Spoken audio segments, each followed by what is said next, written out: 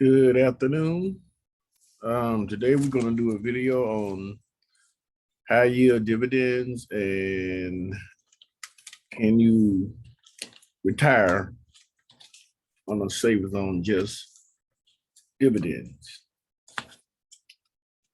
Okay, let me move this. Y'all can hear me good? Okay, first of all, this is being recorded. First of all, I was online one day and I was looking at dividend, and I came across this video on YouTube called Options. It was called How to Live on Dividends Alone. And it was 3 different ways. You can check it out. It's a little over 15 minutes. It's awesome. It tells you about 3 different ways to live off of just dividends when you retire. So I'll try to post a link, but it's a pretty good video, and it tells you the difference in the risk and the 3 different ways to retire off of dividends alone. So I did a chart on dividends later on to show some of the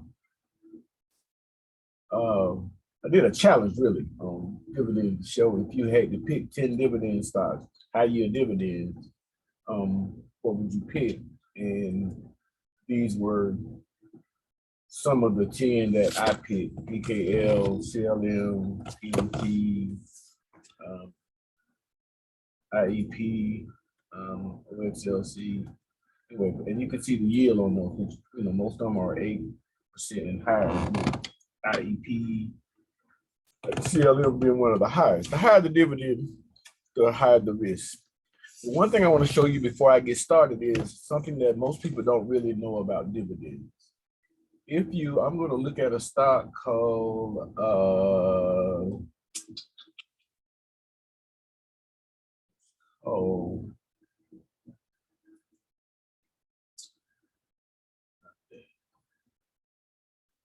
it's called KEN.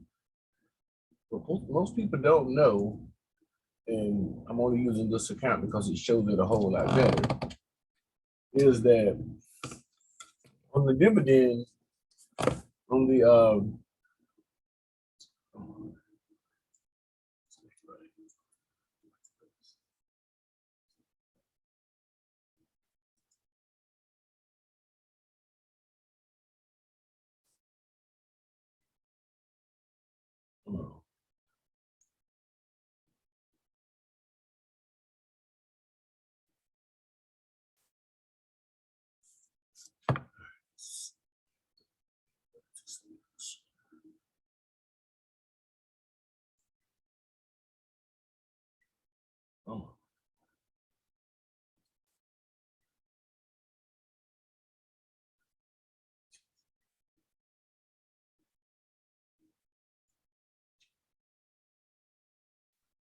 sorry about that. Okay, so I picked one of the stocks that had a very high yield dividend. Just that certain people don't know that. I like this account because this is the E-Trade account. It just shows you one screen with a lot of information, and it tells you what kind of dividend. If you look at CLM, which you're going to go over later, you will see that CLM is a monthly dividend, right? That means it pays dividend every month, whereas most dividends are paid every quarter, every 3 months. But I want to look at KEN only because it pays a pretty decent amount. It's a 10%, and it shows that it's a 10% dividend, but it pays $3.50. So that don't sound right. That's because it pays annually, and it just paid. So you need to know what the ex-dividend date. That means that if the ex-dividend date is on the 18th, you have to own that stock at the close on the 17th, meaning X. If you own that stock on the 17th, you will get that $3.50 on 127 per share, Okay.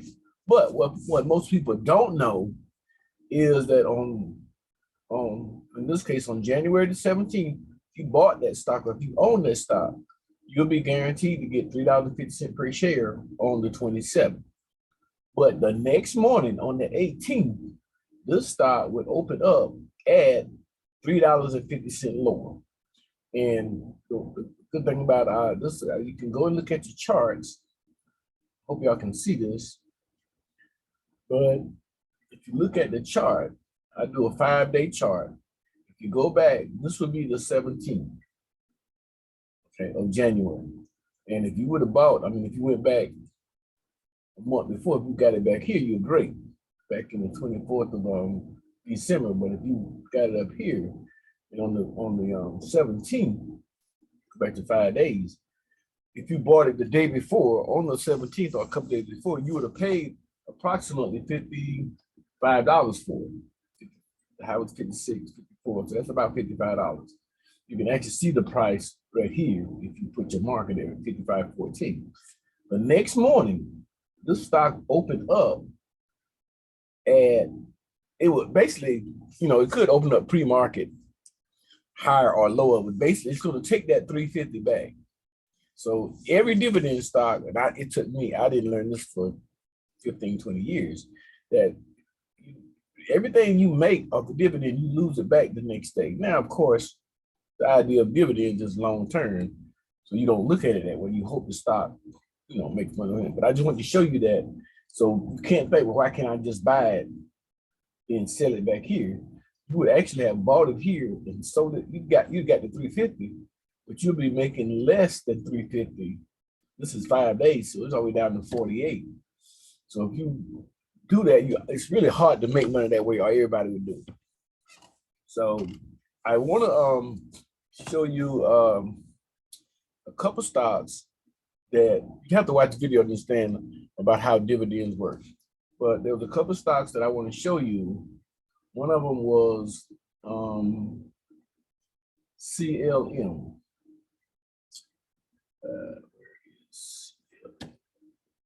So we'll just put it up in here. So CLM is a stock that pays monthly, right? So when you're looking at a dividend stock, you say it pays 18 cents every month, which is now currently paying 15%. That is a lot. I actually was going to do this back a couple of weeks ago and didn't get a chance to do it. But when you're looking at dividend stock, you actually have to go and look at, okay, yeah, but what about a year? So in a year, this stock has actually have done pretty good. And you have to look at like, well, okay, what about 5 years? And so if you see 5 years, we don't know, but that's the risk of paying out high dividends, that the stock usually have a downward chart. So if you look at a year chart, the reason I'm bringing up CLM is the stock goes up and down, up and down. So you got to ask yourself, okay, at the time I did the video, it was here at the high 14. It was about at $14 and something. At the time I did the thought about dividends, it was at $14.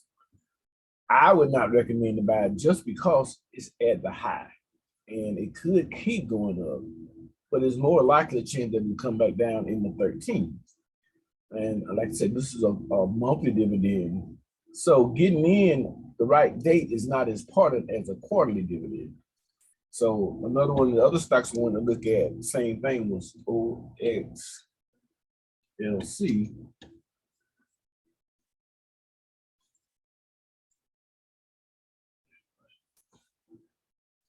OXLC.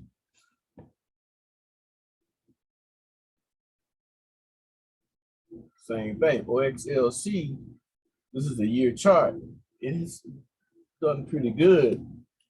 And it has an upward, you've done great if you've been in this stock all year. It pays 10%, and it's a monthly stock. So timing is not as important. But again, if you look at just this part, you can say, well, it's a chance this stock could come back down in the 7s.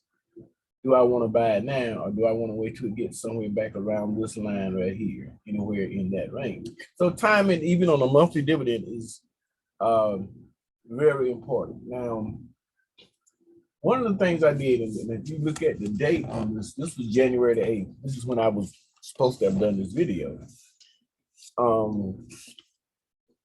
One of the things I wanted to look at was, if you're looking at high yield dividends, I actually bought this stock, so unfortunately, I wish I would have waited because it had plummeted since then. But this was on January the 8th, right? And I was saying, you look at the stock was basically at $3.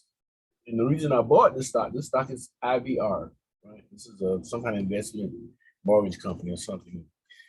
The reason I looked at this stock, if you bought up,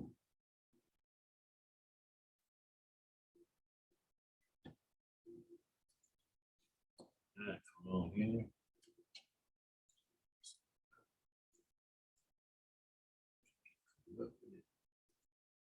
So if you bought up IVR, and I hope this video continues to record. All right, this stock pays about, well, it's like 13% by then, as you can see. It has dropped since I bought it, but it pays about 13%. And it's a quarterly dividend, okay?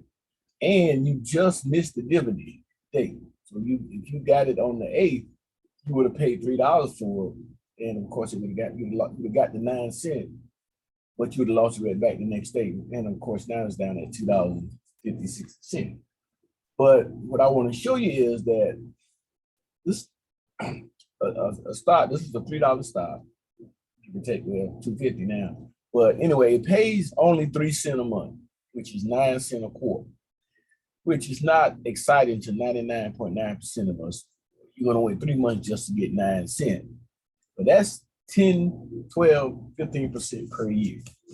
But the reason I picked this stock is because if you look at a 1-year chart, this stock is actually at the low end. Like I said, I would have bought it right down here than it was at the higher end. If you look at a 5-year chart, you can say, okay, here's 4 years or so, this stock was pretty steady. And I'm assuming this is March of 2020 when everything crashed. And it's pretty steady now, even though it's, got a downward trend lately. But basically, over 5 years, you can say this stock, and I don't know if this is going 10 years now. But anyway, over 5 years, you can see this stock has basically been flat.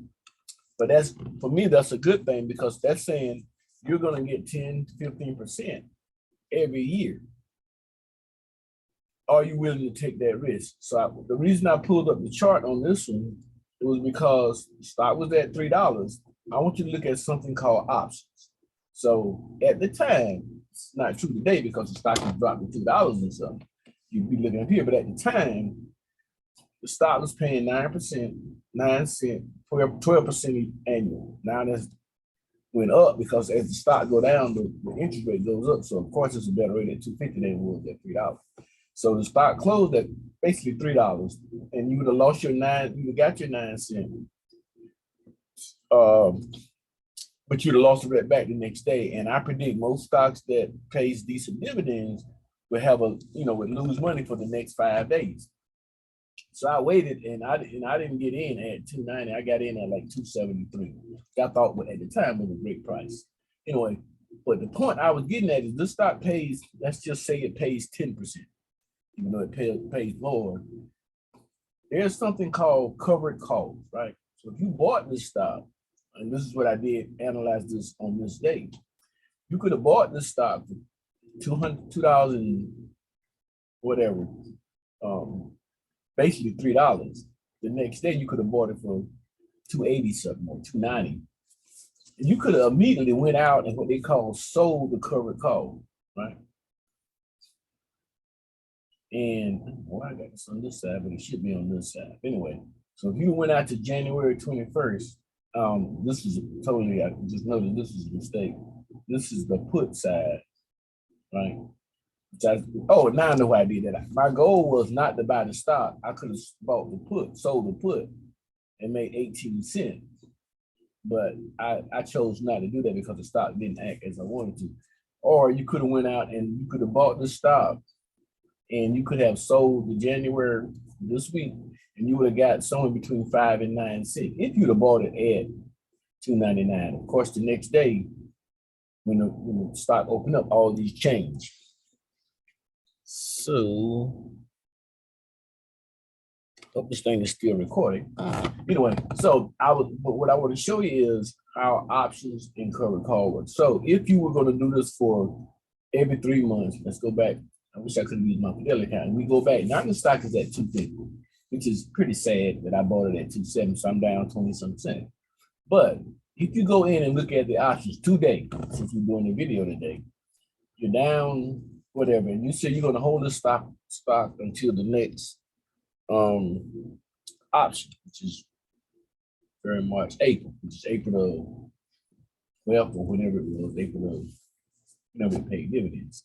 So you go out and say, okay, this stock is at, you're still looking at $3 since you don't want to, you're not going to get your premium now because it dropped so bad. But if you went out to, let's just say March, right? And now you can only get 4 or 5 cents more.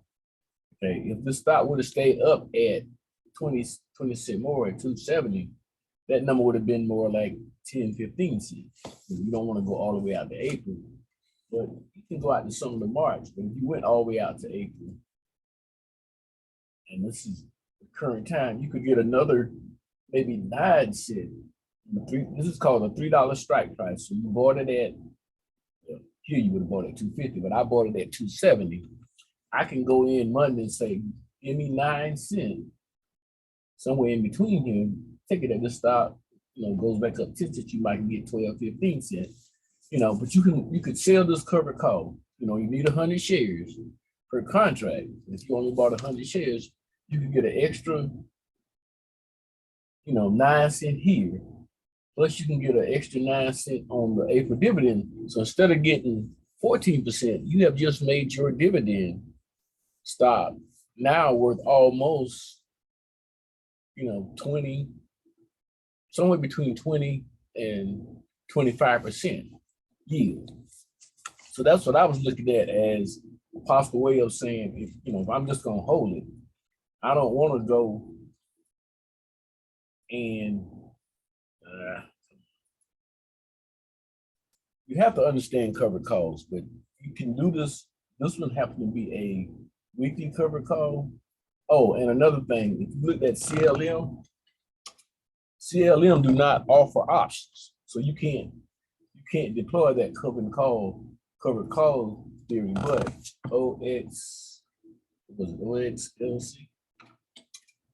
OXLC also, it do not offer options. So if you look again at my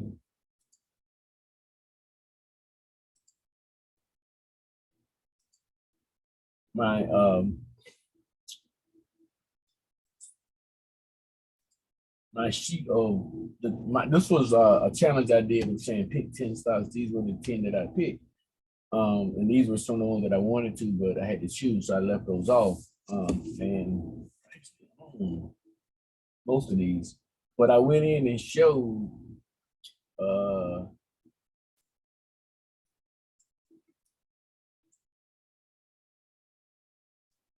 whether they had options. So with the CLM, with the actually those was only 2. You can't do the option thing, but with the other one, if you can afford to buy 100 shares, and just for retirement, you would probably be buying more than 100 shares. You have a chance of buying the stock, getting that yield of a dividend, and maybe doubling that on selling the covered call each month. So that's one of the plays that I want to look at. And so if you do the math, you would say that on the stock here, IVR, even though it's down at 274, I bought it at 273, it's down to 250.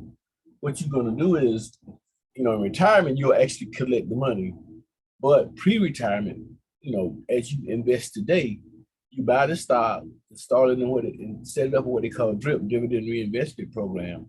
So instead of getting that 9 cents every month, they would give you they would buy more shares. And so hopefully, if you had 1,000 shares, or hopefully one day 10,000 shares, if you did and let it sit if it worked out for years and years, I mean, you could have been an accumulator another 500 shares just by letting them reinvest the money. So now your actual total price would not have been $3. It would have been, I mean, I got in at 2 cents, but say if you got in at $3, the extra price would now no longer be $3, but even less than $3 because you had, if you bought 1,000 shares and you held it for 5 years and now you got 1,200 shares, your average price becomes lower. So that's one way to look at dividends. I'm pretty sure there's a calculator out there or a chart or a spreadsheet made that would show you what it would be like if you bought a dividend stock and got a percentage of whatever. Another way to do it is to do like what they call dollar cost averaging, or say if you were to take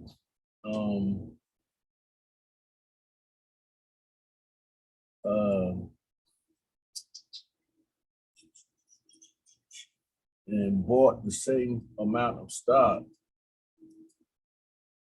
every week, or every month. So if you bought, if you could afford to buy, well, let's just go with $100. If you bought $100 worth of stock every month, so let's just say we're going to buy $100 worth of CLM every month. Let's make it 50. Let's make it 43. $43 is basically $10 a week. So if you bought $10 worth of this stock every month, and this is a percentage rate that you would get. So let's say this 0.84 is approximately 10%. So if I said if you take the IVR and you got in this case you was almost getting almost 12%, right? But if I could combine it with the covered call, you would actually be getting closer to 24%. So if you went out and looked at, this is per month. If you went out and looked at 10 years, which is 120 months, the difference between the 12% and the 24% is a little over double. But if you went out and looked at 10, 30 years, which is 260, 240, 240 is 20 years. Okay. The difference in 20 years at 12% is 42,000, but at 21% is 150,000. And of course, 3 years is 360. 30 years is 360. So if you want to look at 360, just at $10 a week, and if you got 12%, that'd be 150. This is what people don't believe. The percentage rate is more important than the extra $10 a month. So just at $10 a month, which is about $43, $10 a week, which is about $43 a month. The difference between that dividend stock at 12%, which is 100. You would have had 100. You would have invested 15,000. You would gain 150,000. But if you look over here at 21%, what I say, 24%, even at 21%, that's $1 million. Now, of course, you're not going to constantly get that kind of percentage rate, but there's a big difference in 0.25% per month. So the ideal is to find a stock program that you can figure out a way where you can take a risk. If you're going to take a risk on trying to get that 20. I mean, I would try to say, try to get 20. This is per year. This is not. This is 20, 25. This is per month here. 1% a month, 1.25, 1.55, 2% per month. This is per year. If you were to say, I'm gonna look for a program that's gonna pay The risk I'm going to take is going to be a stock that's paying 5% a month. That's where the options come in. Then this timeline would be shortened so much more, just because now instead of getting, 0.25, you can say like, wow, well, what about getting 4%? See, that timeline would have been cut from 30 years to less than 20 years, less than 15 years. So the big deal is if you're going to take a risk in the stock market, look at trying to get a higher percentage per month. Video went longer than I expected. So the 15, I think it went closer to 30. I hope it recorded. A lot said. I'll try to get the links out. But basically, what we was getting at was, how do you take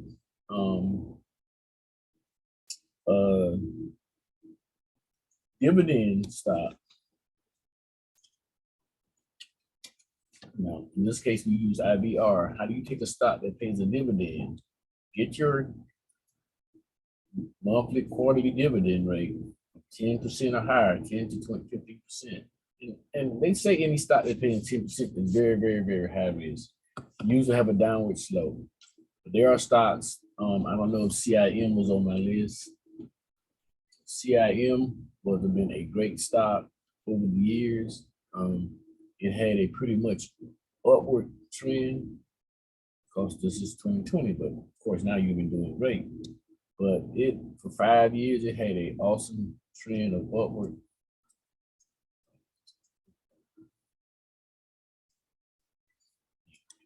So there are a lot of stocks. One of the other ones, PSEC, that I used to own. I sold it at almost $9. It's coming back down, so maybe I can get back in. But it had a pretty much flat. Wherever it didn't drop as bad, and it actually did better than here. And if you went back before then, it had a pretty much steady 10% rate. Now it's only at 8%. Anyway, that's enough. And hopefully you enjoyed the video. Any complaints, critique, suggestions, please, please, please let me know. Again, my name is Henry, or better known as DevOps Man.